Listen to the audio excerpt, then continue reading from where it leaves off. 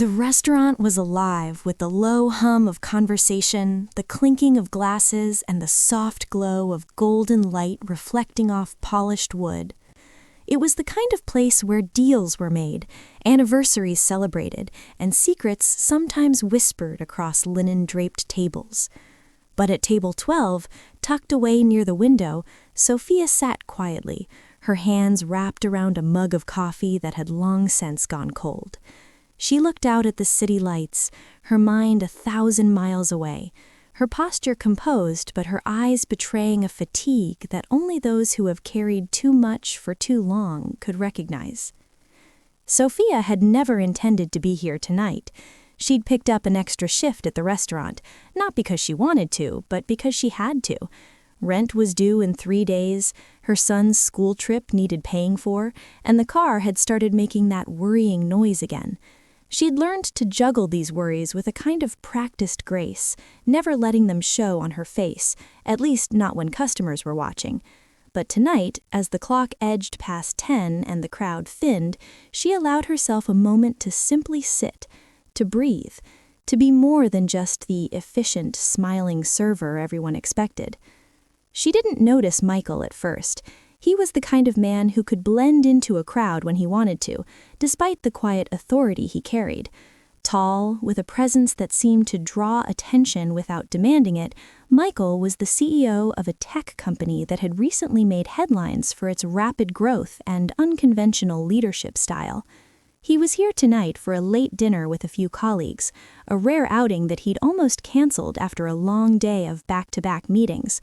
But something about the way the evening unfolded, the laughter at his table, the easy camaraderie, had made him linger longer than usual.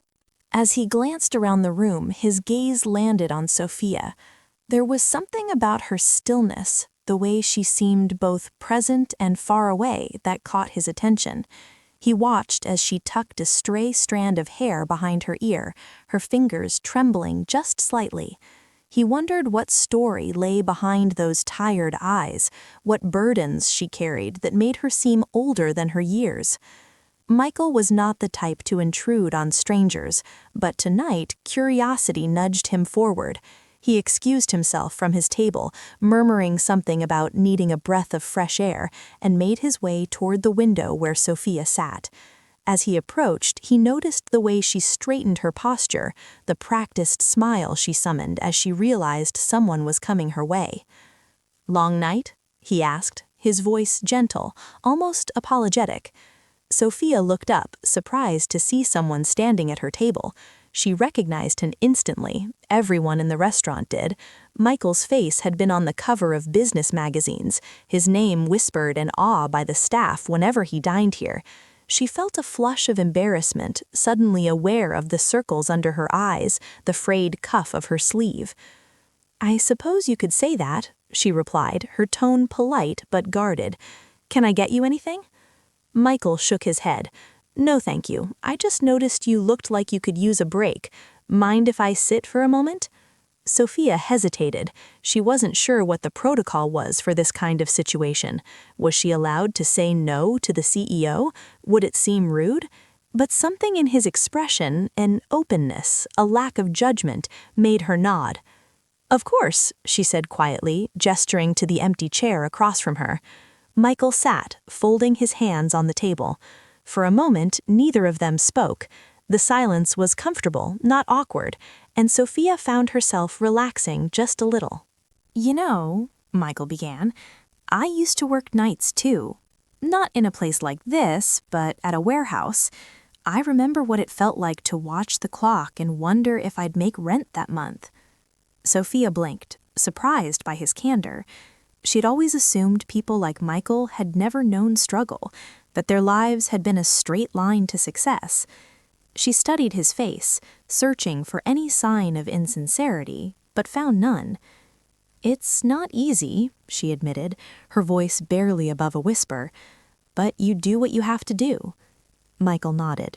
"You do, and sometimes you find out you're stronger than you ever thought possible." They sat in silence again, the noise of the restaurant fading into the background. Sophia felt a strange sense of comfort in his presence, as if she could finally let her guard down, if only for a moment. "Do you have family?" Michael asked gently. Sophia hesitated, then nodded. "A son. He's 8. Smart, funny, stubborn as anything. He keeps me going." Michael smiled. "Sounds like a handful." "He is," Sophia said, a genuine smile breaking through for the first time that night. "But he's worth every sleepless night." Michael leaned back in his chair, studying her. "You know, people often think success is about working harder than everyone else, but I think it's about resilience, about getting up every time life knocks you down." Sophia looked at him, really looked at him, and saw not just the CEO, but a man who understood something about struggle. She wondered what battles he'd fought, what losses he'd endured. "Thank you," she said softly. "Most people don't see that side of things." Michael shrugged. "Most people don't look closely enough." As the minutes passed, Sophia felt the weight on her shoulders lighten just a little. She realized she hadn't talked to anyone like this in a long time, someone who listened without judgment, who saw her as more than just a server. The restaurant was nearly empty now, the staff beginning to clean up for the night. Michael glanced at his watch, then back at Sophia. "I should let you get back to work," he said, rising from his chair. "But if you ever need anything, a reference, a recommendation, someone to talk to, you know where to find me." Sophia nodded, gratitude shining in her eyes. "Thank you, Michael, really." He smiled, then leaned in, his voice barely above a whisper. "You're doing better than you think. Don't let anyone tell you otherwise." As he walked away, Sophia sat quietly at table 12, her heart a little lighter, her burdens a little less heavy. She didn't know what tomorrow would bring, but for the first time in a long time, she felt seen.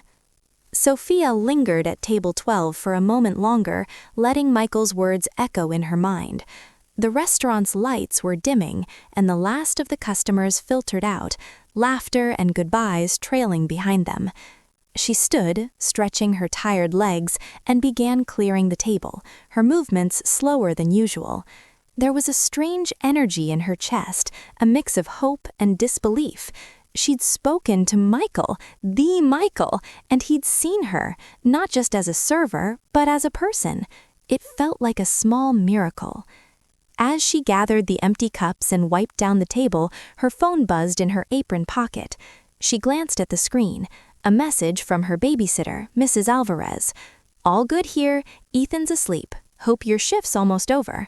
Sophia smiled, typing a quick thank you. She was grateful for Mrs. Alvarez, who had become more like family than neighbor over the past year. Without her, she didn't know how she'd manage the late nights and early mornings. In the kitchen, the staff was winding down. Plates clattered, laughter bounced off the tiled walls, and the chef, Marco, was humming an old Italian tune as he scrubbed the counters. Sophia slipped in quietly, stacking dishes and exchanging tired smiles with her coworkers. She didn't mention her conversation with Michael. It felt too private, too precious to share just yet. By midnight, the restaurant was empty. Sophia changed out of her uniform, pulling on a faded sweater and jeans. She checked her tips, enough to cover groceries and maybe a little extra for Ethan's field trip. She tucked the bills into her wallet, feeling a small surge of relief. Every little bit helped. Outside, the city was quiet, the air crisp with the promise of spring. Sophia walked the few blocks home, her mind replaying the night's events. She wondered if Michael would remember her tomorrow, or if she'd become just another face in the crowd. She tried not to dwell on it. Life had taught her not to expect too much from fleeting moments. When she reached her apartment, she let herself in quietly, careful not to wake Ethan. She peeked into his room, smiling at the sight of him sprawled across his bed, one arm wrapped around his favorite stuffed dinosaur. She brushed a kiss across his forehead, whispering, "I love you, buddy," before closing the door softly behind her. In the small kitchen, Sophia made herself a cup of tea and sat at the table, staring out the window at the city lights. She thought about Michael's words, "You're doing better than you think. Don't let anyone tell you otherwise." She wanted to believe him. She wanted to believe that all the sacrifices, all the late nights and early mornings were leading somewhere better. The next morning came too soon. Sophia awoke before dawn, her body aching with exhaustion. She made breakfast for Ethan, packed his lunch, and walked him to school, holding his hand tightly as they navigated the busy streets. Ethan chattered about dinosaurs and superheroes, his energy infectious. Sophia smiled, grateful for these moments, even when she was running on empty. After dropping Ethan off, Sophia headed to her second job at a local bookstore. The work was quieter, less demanding, but the pay was modest. Still, she loved being surrounded by stories, by the promise of new worlds and possibilities. She shelved books, helped customers, and lost herself in the rhythm of the day. Around noon, her phone buzzed again. This time, it was a message from the restaurant manager. "Can you cover a shift tonight? Short-staffed." Sophia hesitated. She was already tired, but the extra money would help. She texted back, "I'll be there." That evening, as she tied her apron and prepared for another long night, Sophia caught sight of Michael at the bar. He was alone this time, nursing a glass of water and scrolling through his phone. She felt a flutter of nerves in her stomach. Should she say hello? Would he remember her? Before she could decide, Michael looked up and caught her eye. He smiled, a genuine warmth in his expression. Sophia found herself smiling back, her nerves easing. She approached the bar, her steps steady. "Back again?" she teased lightly. Michael chuckled. "Couldn't stay away, the food's too good." Sophia laughed, feeling more at ease. "Or maybe you just like the company." He grinned. "Maybe I do." They talked for a few minutes, the conversation easy and unforced. Michael asked about her day, about Ethan, about the books she liked to read. Sophia found herself opening up, sharing stories she hadn't told anyone in years. She was surprised by how natural it felt, how safe. As the night wore on, Michael lingered at the bar, occasionally glancing at Sophia as she moved through the restaurant. He watched the way she interacted with customers, the kindness in her voice, the patience in her eyes. He saw the exhaustion, too, the way her shoulders sagged when she thought no one was looking. When the restaurant began to empty, Michael stood and made his way to the door. Before leaving, he paused beside Sophia, lowering his voice so only she could hear. "You're remarkable, you know that." Sophia blushed, caught off guard by the sincerity in his tone. "I'm just doing what I have to." Michael shook his head. "No, you're doing more than that. You're making a difference. Don't ever forget it." He left then, disappearing into the night, but his words lingered long after he was gone. Sophia finished her shift, her heart lighter than it had been in months. That night, as she walked home beneath the city's neon glow, Sophia realized something had shifted inside her. She wasn't just surviving anymore. She was starting to believe that maybe, just maybe, she deserved more. The days that followed unfolded with a quiet momentum, as if the universe had nudged Sophia's life ever so slightly off its well-worn track. She moved through her routines, waking Ethan, packing lunches, working shifts at the bookstore and the restaurant, but there was a new undercurrent of possibility running beneath the surface. Michael's words echoed in her mind at unexpected moments. "You're remarkable. You're making a difference." She found herself standing a little taller, meeting her own reflection with a steadier gaze. At the restaurant, Sophia noticed subtle changes. Her coworkers seemed to sense her lifted spirits, and even the regulars commented on her smile. Marco, the chef, teased her gently one evening as she plated desserts. "You win the lottery or something, Sophia? You look like you've got a secret." She just laughed, shaking her head, but inside she wondered if maybe she did. Michael became a more frequent presence at the restaurant. Sometimes he came alone, sometimes with colleagues, but he always made a point to say hello to Sophia. Their conversations grew longer, more personal. He asked about her favorite books, her dreams for Ethan, the places she hoped to visit one day. In return, he shared stories from his own life, his early struggles, the risks he'd taken, the failures that had shaped him as much as his successes. One evening, as the dinner rush faded and the restaurant settled into a gentle lull, Michael lingered at table 12. Sophia brought him a cup of coffee, and he gestured for her to sit. She hesitated, glancing around to make sure she wasn't needed elsewhere, then slid into the chair across from him. "Do you ever think about doing something different?" Michael asked, his tone casual but his eyes intent. Sophia considered the question. "Sometimes. I used to dream about opening a bakery, something small, cozy, a place where people could come for good coffee and fresh bread. But dreams like that, they feel far away now." Michael nodded, understanding in his expression. "Dreams don't have to stay far away. Sometimes all it takes is the right opportunity and the right people to believe in you." Sophia smiled, but there was a wistfulness in her eyes. "It's hard to believe in yourself when you're just trying to get through each day." Michael leaned forward, lowering his voice. "I know, but I also know that the people who make it through the hardest days are the ones who end up changing the world around them.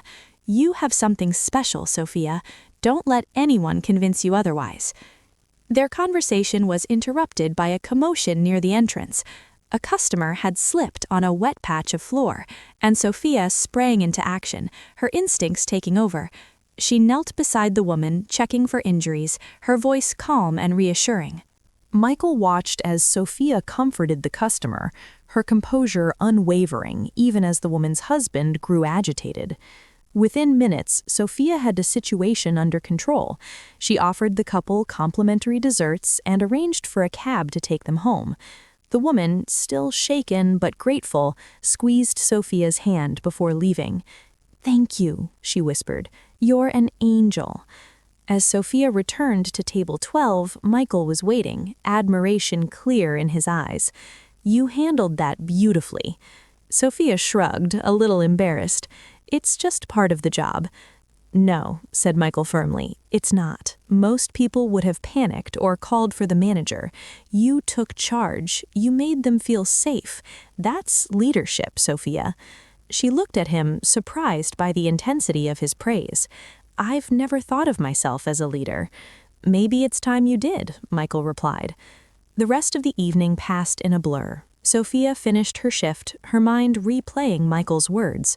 Leadership. It was a concept she'd never applied to herself, but as she walked home that night, she began to see her life through a new lens. Every decision she made, every challenge she faced, was an act of quiet leadership, for Ethan, for her coworkers, for herself. The next morning, Sophia's manager pulled her aside. "We're looking for someone to help with the children's reading program," she said. "You're great with kids, and the parents love you. Would you be interested?" Sophia hesitated, thinking of her packed schedule, but something inside her said yes. "I'd love to," she replied, surprising herself with her own enthusiasm. The reading program became a bright spot in Sophia's week. She read stories to groups of children, helped them pick out books, and watched as their faces lit up with wonder. The parents thanked her, telling her how much their kids looked forward to story time. Sophia felt a sense of purpose she hadn't felt in years. One evening, after a particularly busy shift at the restaurant, Sophia found Michael waiting for her outside. He held an umbrella, shielding her from the rain as they walked to the corner. "I heard about the reading program," he said. "That's incredible, Sophia." She smiled, feeling a warmth spread through her chest. "It's nothing big, just a few hours a week."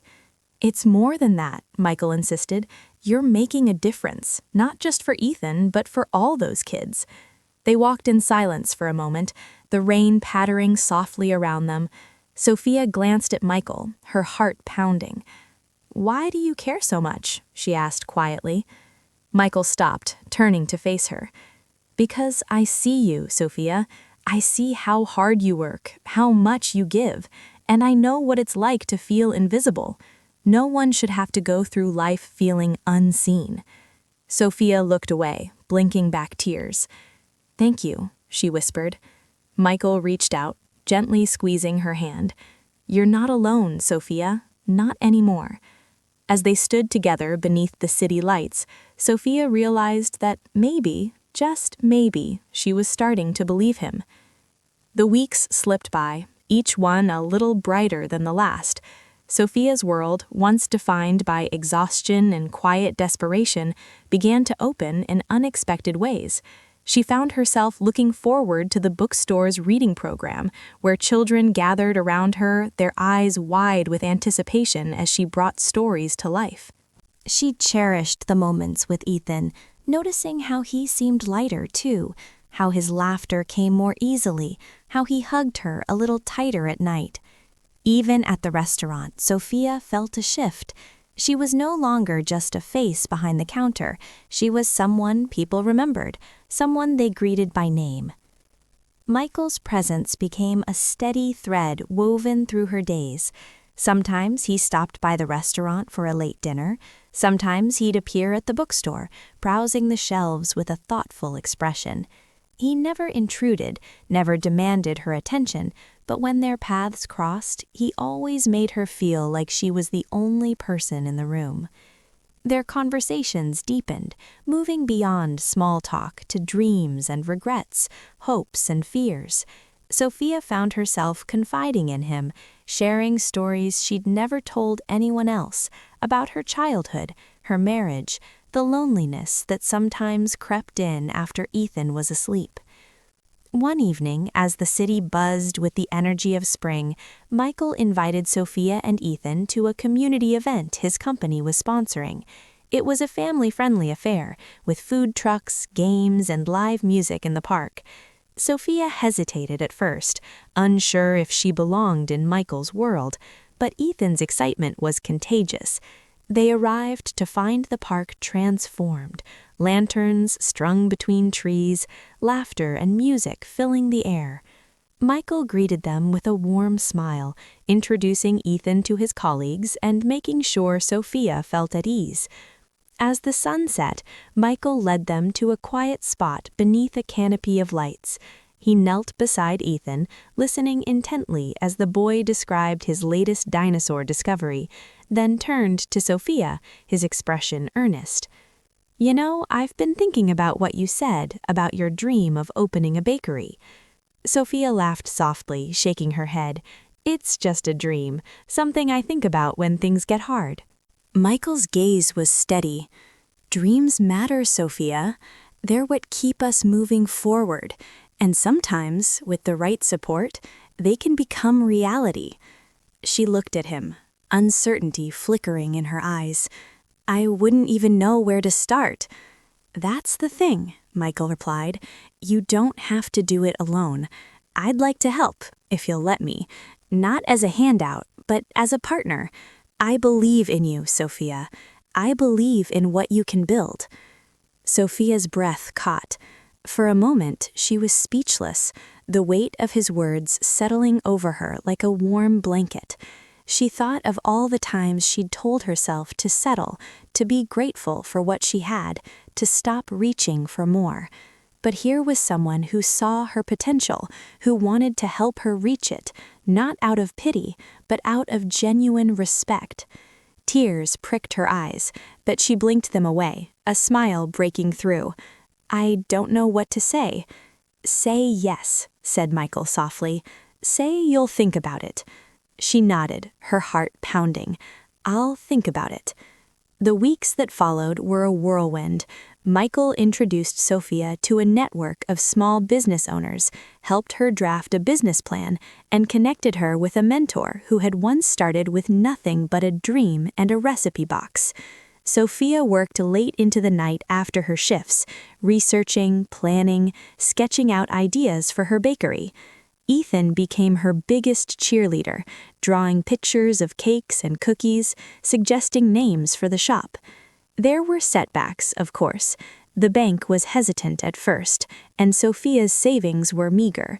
But Michael stood by her, offering encouragement and practical advice, never pushing, always supporting. Slowly, doors began to open. The landlord of a small storefront on a quiet street agreed to give her a chance. Friends from the restaurant volunteered to help with renovations. Even Marco, the chef, offered to teach her a few of his family's secret recipes. The day the bakery opened, Sophia stood behind the counter, her hands trembling with nerves and excitement.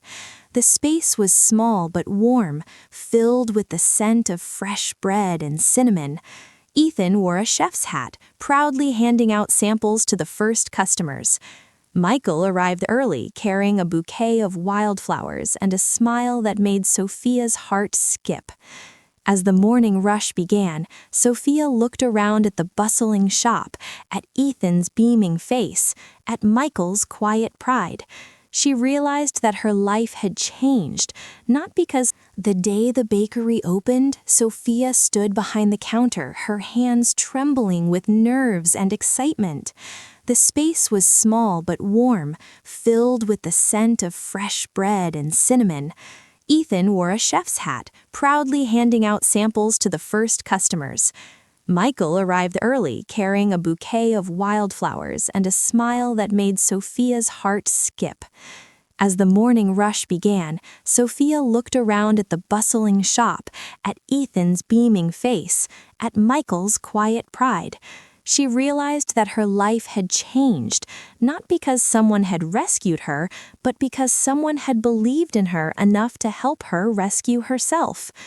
Later that afternoon, as the bakery quieted and sunlight streamed through the windows, Michael sat across from Sophia at table 12, a small table she'd placed by the window, a nod to the night everything had begun. He reached across the table, taking her hand in his. "You did this, Sophia," he said. "You built something beautiful." She squeezed his hand, gratitude and joy welling up inside her. "I couldn't have done it without you." Michael shook his head. "You could have. I just helped you see what was already there." Sophia smiled, her heart full. She thought of all the nights she'd sat alone, wondering if things would ever get better. She thought of the quiet strength it had taken to keep going, to keep believing, even when hope seemed far away. As the sun dipped below the city skyline, Sophia realized that her story was just beginning. She was no longer just a single mom struggling to get by. She was a business owner, a leader, a woman who had found her voice and, perhaps, something even more precious, a partner who saw her, truly saw her, and loved her for all that she was. And as the city lights flickered on, casting a golden glow over table 12, Sophia knew that she would never again sit quietly unseen.